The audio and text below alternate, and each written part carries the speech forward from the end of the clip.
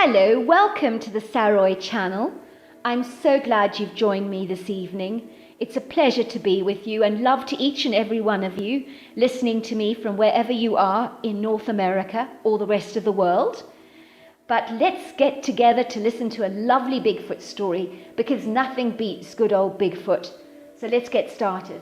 And oh, by the way, don't forget to subscribe because I've got so many exciting stories coming up that you don't want to miss out on. Dear Sarah and all your listeners, my name is Jennifer and I grew up in rural Kentucky on 150 acres of land. Our home was literally parked in the middle of the woods and it was breathtakingly beautiful. I have so many wonderful charmed memories of my childhood, of fishing with my dad and joining him on the hunt, and also rescuing little orphaned animals in the woods, and believe me, there were many.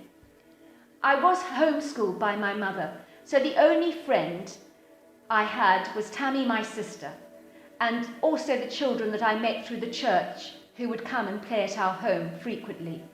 When I was 8, I had a little boyfriend called Tommy who said I was the only girl that he liked because I was not obsessed with dolls like other girls were. I pretended in front of him to hate dolls so that he would like me, but when his back was turned, I always played with the dolls, unbeknown to him.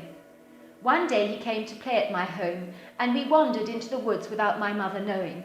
She always told me never to go into those woods alone. Before long we had a big fight. Although it was such a long time ago, I have no recollection of what we were fighting about.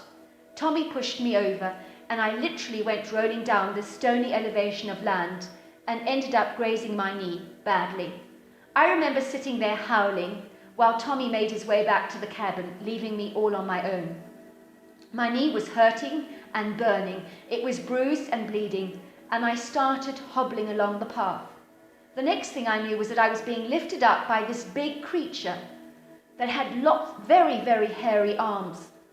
I remember being lifted at a much higher elevation off the ground than when my dad and mum picked me up because this creature was enormous. I really thought at first that it was a man dressed up as a monkey, and I started to giggle because I thought it was hilariously funny. I remember even tugging the hair on the creature's face. The creature didn't seem to mind and put me down near the cabin, and my mother saw me hobbling around as she opened the door. When I told her that little Tommy had pushed me down, my mother was angry with him, but naturally he denied it. Neither of us mentioned we had been in the woods because we knew we would be in ever so much trouble. I remember asking my mum about the man in the monkey costume and who he was, and she told me that my fall was making me see things. I remember another time as a little girl dressing up in my mother's high heels and pretending to be a teacher with my miniature blackboard outside the cabin. As I was playing teacher, as we called the game, I remember these brown eyes watching me curiously behind a tree. I suddenly saw this little creature of no more than 2.5 feet, covered in hair, with long arms like a monkey. When I saw him, he was standing upright like a human would and looked like a miniature version of the monkey man I had encountered the time Tommy pushed me over. The creature was startled because I'd seen him, and he leapt up on a branch like a monkey and scuttled up to the treetops. I remember telling my mother about the monkey in the tree, but she never believed me until one day she was washing the dishes at the kitchen sink and saw the larger creature I had encountered when I was younger. She saw the creature look at her and just walked in the woods with such grace, not looking back once.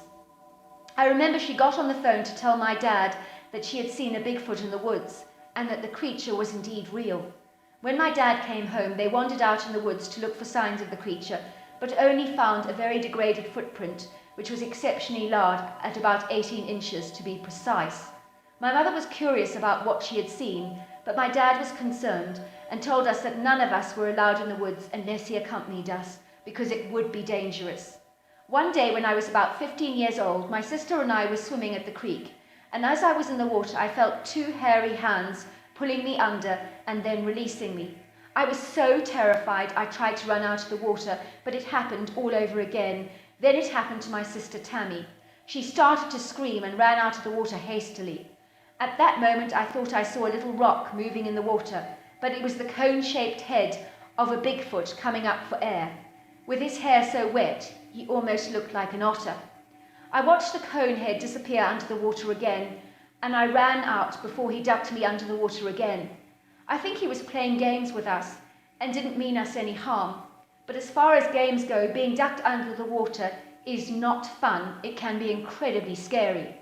I guess the creature must have been a juvenile, but I only got a brief look of the head, so it was hard to tell. One thing I do know from that experience is that Bigfoot can swim and is extremely good at it. The final time I had a Bigfoot encounter at our home was when my father came back from a squirrel hunt, and he had half a dozen squirrels strung together that he left on the front porch to appease my mother. You see, my mother hated him squirrel hunting because she liked the creatures and she hated Dad killing them.